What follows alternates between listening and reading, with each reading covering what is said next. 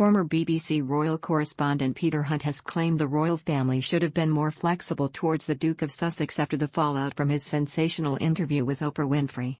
He said the institution failed to understand what an asset they lost when Meghan Markle left for California. Speaking to the Irish Times, Mr. Hunt believes the royal family could have done more to accommodate Prince Harry and his wife Meghan Markle.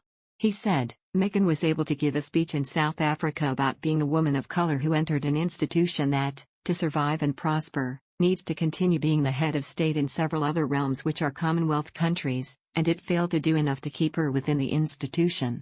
I mean, it's an institution that adjusts and makes things up as it goes along. There's a flag up, there's a flag down. They can adjust their history when they need to. They've managed to find a mechanism whereby civilian Prince Edward can attend the cenotaph wearing a military uniform. They could have found a mechanism whereby Harry could have carried on. The fact that they didn't smacks of a level of cruelty. In January 2020, Prince Harry and Meghan announced on Instagram they would step back as senior members of the British royal family.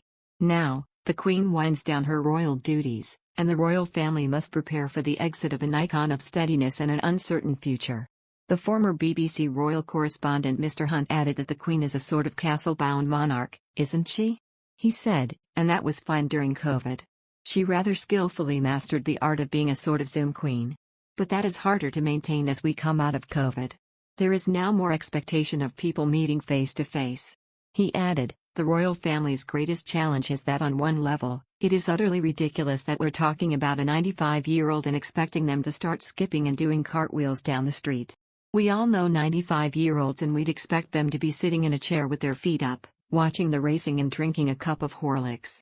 But for them, because abdication is just a no-no, the minute they start to say she is putting her feet up, then the public question will be, who is the head of state? And that's a whole world one gets the sense they really don't want to enter into, either councillors of state temporarily or, indeed, a prince regent more permanently. In other news, whereas Windsor Castle has long been known as the weekend residence of the Queen, it will now become her permanent home.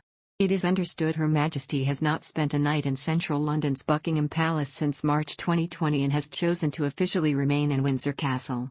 Prince Charles and the Duchess of Cornwall are set to be the next royals to take up residence at Buckingham Palace. The Prince of Wales is said to prefer his London residence Clarence House but understands that Buckingham Palace should remain monarchy HQ.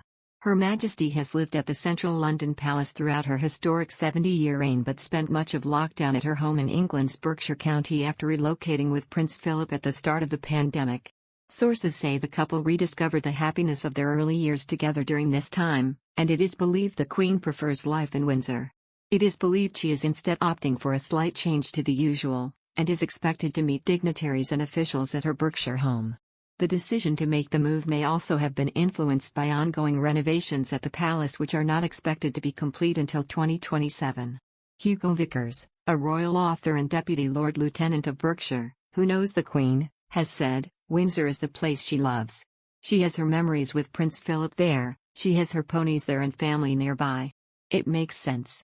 Her move will see her closer to Prince Andrew, who lives at Roe Lodge on the Windsor estate, and Prince Edward who lives with his family at Bagshot Park, just a short drive away.